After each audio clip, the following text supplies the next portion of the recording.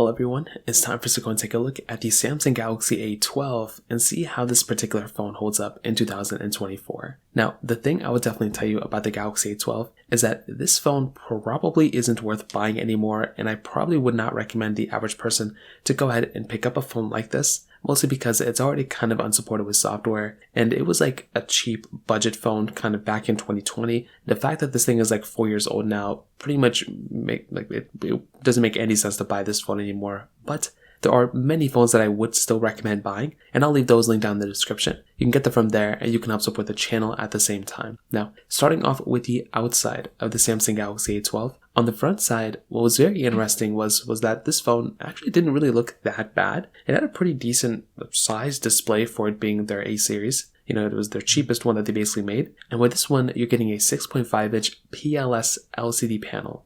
Now, with this type of display, it basically is a pretty basic panel when it kind of comes down to it. It's 720p. It's definitely not like the best panel of all time. It's very, very basic when it kind of comes down to it. And that's just kind of what's happening when you're getting a device like this. Like, it's a fairly basic, fairly, okay panel. But for a 2020 device, even 720p back in 2020 really wasn't the best. And I will definitely tell you, with this type of display, it kind of is one of the bigger problems. The viewing angles aren't that great. It doesn't really get that bright. And compared to even like a Samsung Galaxy S8, I mean, that phone has a significantly better panel than this thing. So that kind of tells you how, different of a panel this thing is. You're getting a little bit of bezel at the very top. It's just like the Infinity U display. At the very bottom, you're getting a tiny bit of bezel as well. A little bit more than what we're expecting on phones nowadays, but the side bezels were fairly thin for the most part. On the bottom, you were getting a USB Type-C port, which is still very good. I love having USB Type-C. And you're also getting a microSD card slot on this phone as well. So that's another really nice thing to have. I love having microSD card slots, and with this particular phone, you are basically getting that here too, which is another really, really cool thing. I love being able to expand the storage on my device, and this is basically no exception, and us having that type of capability here is very, very cool, and I'm a massive fan of that without a doubt. Now, on the back side, it pretty much is just this plastic back. It's completely built out of plastic for the most part, so it's not like you're getting like it's not like you're getting a super premium feeling phone for the most part. It's a fairly cheap feeling phone. I think all of us kind of expect that by now, but that's kind of what we expect in a device like this. It's supposed to be basically like this, I don't know how the best way to describe it, but it's supposed to be this, kind of cheaper budget phone, and that is exactly precisely what you're getting inside of this particular device. So take it as you will, but on, at least from the back side, it's completely built out of plastic. You're also getting this like quadruple camera setup, and I chuckle a little bit because it, I don't know why they even make a camera like this anymore. I mean, it's a very, very basic camera. It doesn't really look that great, and we'll get into the, particular, reasons why that's the case in a second. But for the most part, on the outside, it kind of looks like what you'd expect a super cheap budget, Samsung Galaxy A phone from 2020 to look like and kind of feel like. Some things that this phone is missing that phones have nowadays, though, it's missing like a 90 Hz or 120 Hz display. There's basically no wireless charging on this phone and no reverse wireless charging. So there's a lot of stuff that this phone, no glass back and no frosted glass back at that too. I mean, there's just like a lot of missing things that you probably expect on a lot of,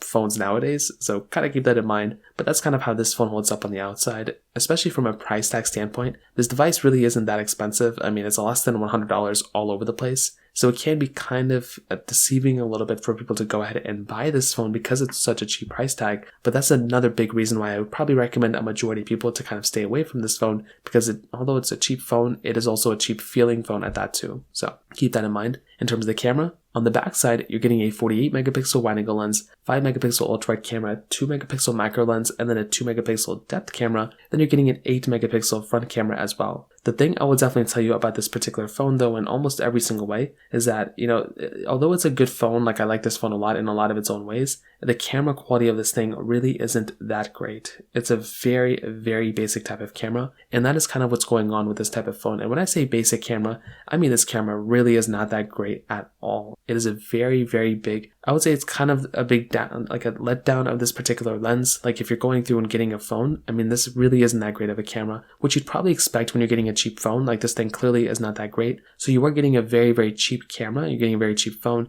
But, if you need to go ahead and use it for some very basic stuff, you might be able to get away with some things here and there. but I would probably tell the average person to kind of avoid buying this phone, especially from a camera standpoint. I mean, this thing, you cannot even do 4K at 30 on the back or the front, and especially 4K at 60. So like phones nowadays can go 8K pretty, reasonably. This phone, on the other hand, you're getting a very, very lackluster lens. And again, that is probably one of the biggest downsides or letdowns when you're getting this type of phone. So take that as you will, but this is another very big, I guess, a red flag of avoiding this particular phone when it kind of comes down to it. So that right there is another very, very big thing to keep in mind as well. Now, on top of that, another big thing to keep in mind with this phone are the software updates. This phone, again, started off with Android 10. It is upgradable to Android 12 as of this point, which I think is very nice. I love having Android 12. It's a good version of Android. There were actually lots of improvements within Android 12 over the previous versions of Android. But the thing to keep in mind here is that for the most part, you're really not going to be getting any more software updates on this phone. In fact, you really haven't gotten any more software updates on this phone since like 2022. So even from that standpoint, it's another letdown, and I would hate for people to go ahead and buy this phone and pick it up if it's not going to be a good phone for people to go ahead and actually buy. And from that perspective too, this is another really big reason why I would probably look at this particular device and,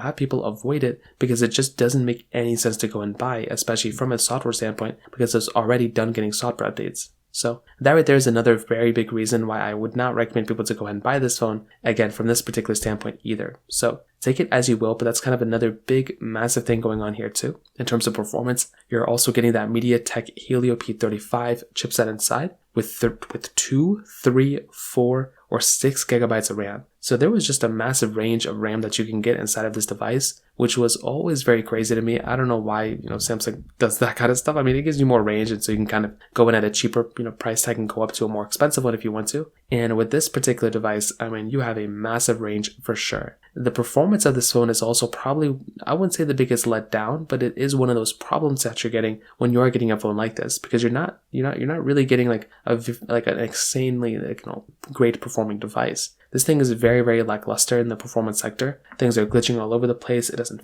perform that well at the highest levels, and that's kind of another issue going on for this particular device too. So I will tell you, from that particular perspective alone, this is another very, very big thing to keep in mind with the Samsung Galaxy A12 as well. Now, another big thing with this particular device is the battery. The battery life of this thing is actually very good. It has a 5,000 milliamp battery inside, which is a very, very big size battery to have inside of a phone like this. And that in and of itself is another very big thing to keep in mind. Like, if I'm going through and getting some sort of a phone, I like the fact that this thing is giving me that type of capability, because it is a very good performing device when it comes down to it from a battery life standpoint. So to kind of sum up this entire video, what I'll definitely tell you is that I do think in its own ways, the Samsung Galaxy A12 is, maybe worth buying for some people, but for other people, I probably wouldn't recommend buying. And for probably 99% of people watching this video, I would not recommend buying this phone at all. You are much better off purchasing devices like the Samsung Galaxy S21 or newer, or Samsung Galaxy S21 FE, or one of those types of phones that are still kind of supported with software, or maybe like 1 year behind. When you get 2 years behind, especially on an A series, like a super cheap A series phone, it doesn't make any sense to buy, and I would recommend just avoiding it in my opinion. So that pretty much covers it up here. If you have any other thoughts or questions, let me know in the comment section below. Hit the like button, that would mean so much, but definitely hit that subscribe button.